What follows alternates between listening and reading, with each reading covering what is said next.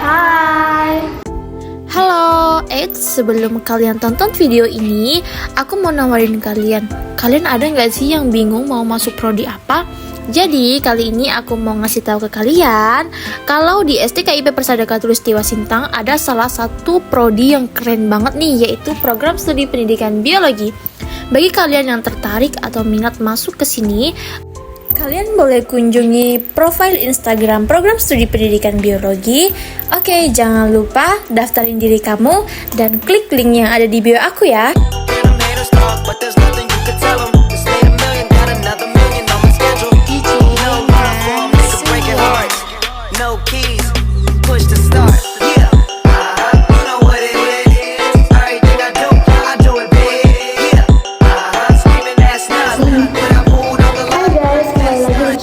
Kali ini, jadi hari ini kita mau podcast bersama-sama. Podcast kita kali ini akan ditemani sama narasumber kita yang spesial dan luar biasa. Tanpa menunggu lama-lama, kita panggil narasumber kita, Kak Rezalia, silakan. Hai Kak. Halo. Gimana Kak kabarnya hari ini? Alhamdulillah baik. Baik. Mungkin Kakak bisa perkenalkan diri sendiri dulu. Oke, sebelumnya saya mengucapkan terima kasih sudah mengundang saya sebagai narasumber di sini. Sebelumnya perkenalkan, nama saya Reza Aulia. Saya berasal dari Desa Telaga 2, Kecamatan Binjai Hulu, Kabupaten Sintang. Saat ini saya semester 3 di program studi pendidikan biologi. Wah, terima kasih ya Kak. Terima kasih. Oke guys, hari ini saya Kak Reza Aulia akan membahas tentang aliran eksistensialisme dalam pendidikan. Sebelum kita jauh, kita mau tanya dong Kak, menurut Kakak apa sih itu eksistensialisme?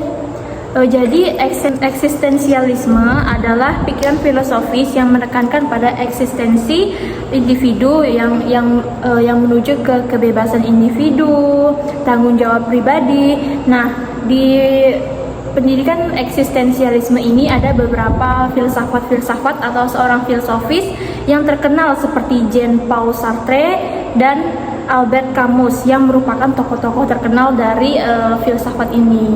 Oh ya, tadi ada beberapa kata yang mungkin saya penasaran Kak, yang namanya tuh intensi individu tuh. Menurut Kakak, intensi individu itu seperti apa ya Kak? Jadi eksistensi individu itu merupakan keberadaan dan kenyataan suatu individu untuk setiap individu sebagai entitas yang ada di dunia ini. Nah, dalam konteks eksistensialisme ini, individu ini mengarah kepada seseorang yang mempunyai kepribadian, dan eksistensialisme ini merupakan sesuatu yang membuat diri manusia itu berani eksis atau berani tampil di depan orang, dan artinya eksistensi itu memberi kebebasan kepada kita bagi mahasiswa, pelajar atau tenaga pengajar begitu. Oh ya, tadi kan kita udah penonton juga udah dengar apa itu eksistensialisme. Nah sekarang itu kita ke pendidikan. Nah, menurut Kakak bagaimana pemikiran eksistensialisme dalam pendidikan? Jadi eksistensialisme dalam pendidikan, khususnya itu pendidikan dalam konteks individu, nah itu sebagai entisitas yang ada di dunia ini. Nah, dalam konteks pendidikan ini, eksistensialisme memberikan pandangan atau independen dan tanggung jawab atas kepribadian atau pribadi yang membentuk arah hidupnya. Artinya di dalam pendidikan itu kan kita melaksanakan ada seorang siswa dan tenaga pengajar. Nah, yang dimaksud dalam kebebasan ini bagaimana, atau eksis ini bagaimana seorang kita atau pelajar itu mendapatkan kebebasan. Artinya di dalam kelas itu kita mendapatkan kebebasan, kita mendapatkan kebebasan mengeksplor gaya-gaya kita atau mengeksplor ide-ide kita di dalam kelas tersebut. Artinya tidak ada batasan, dan memang eksis ini harus berani tampil di depan. Artinya memang siswa memang diberi kebebasan untuk menyampaikan ide-idenya atau menyampaikan kreativitasnya begitu. Wah, keren sekali ya Kak. Terus kan saya kan pernah juga baca-baca sedikit nih tentang materinya kan.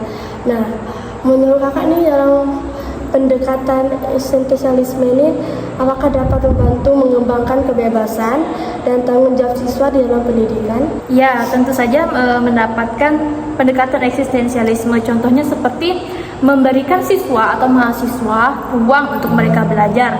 Nah, terus mendorong pembelajaran mandiri, mendorong refleksi diri, dan mendorong mahasiswa atau siswa aktif dalam pembelajaran tersebut. Begitu. Tadi kan ada yang kakak bilang kan ruang kebebasan.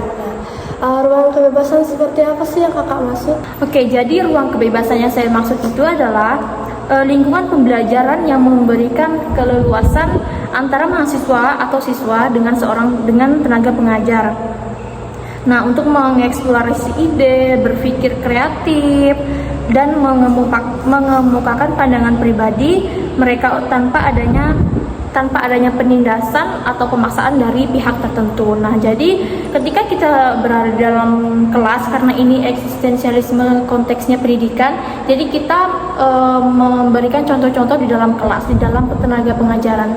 Jadi di dalam kelas itu nanti seorang siswa diberikan kebebasan atau diberikan ruang untuk mereka belajar, untuk menyampaikan ide-idenya. Jadi tidak ada paksaan antara misalnya siswa mau belajar di luar. Nah, itu tentunya tenaga pengajar atau seorang guru harus memberikan ruang untuk siswa ini tadi, agar apa? Supaya mereka bisa mengeksplor ide mereka ketika mereka di luar. Contohnya seperti kita ini yang jurusan biologi begitu kan. Ketika kita keluar, kita memandang alam, kita bisa melihat ternyata ada banyak sekali objek-objek yang kita pelajari dalam konteks biologi begitu.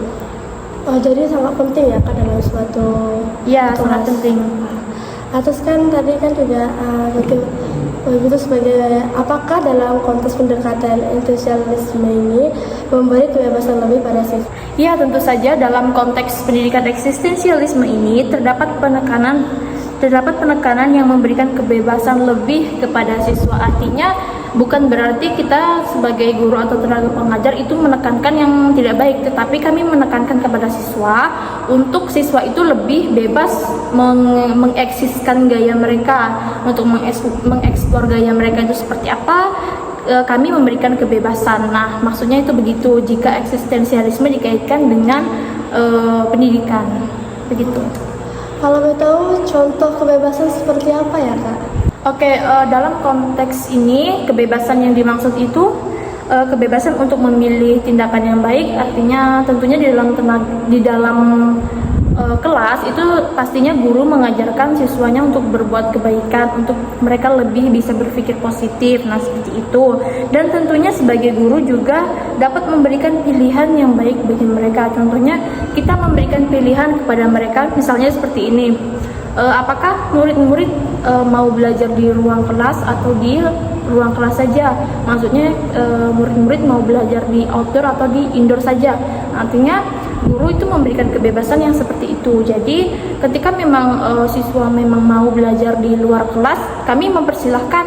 Yang penting kita sebagai guru bisa menanggung jawab mereka untuk mereka bisa mengeksplor semua yang mereka inginkan gitu. Luar biasa sekali ya. Ya, jadi memang filsafat eksistensialisme ini dalam pendidikan ini kaitannya memang sangat bagus sekali, karena selain kebebasan, mahasiswa atau siswa juga eksis di dalam filsafat ini begitu. Baiklah, mungkin cuma ini fokus kita hari ini. Buat Kak Aulia, terima kasih telah hadir podcast kali ini. Semoga tidak bosan ya diundang. Ya, Ayo, terima kasih. terima kasih.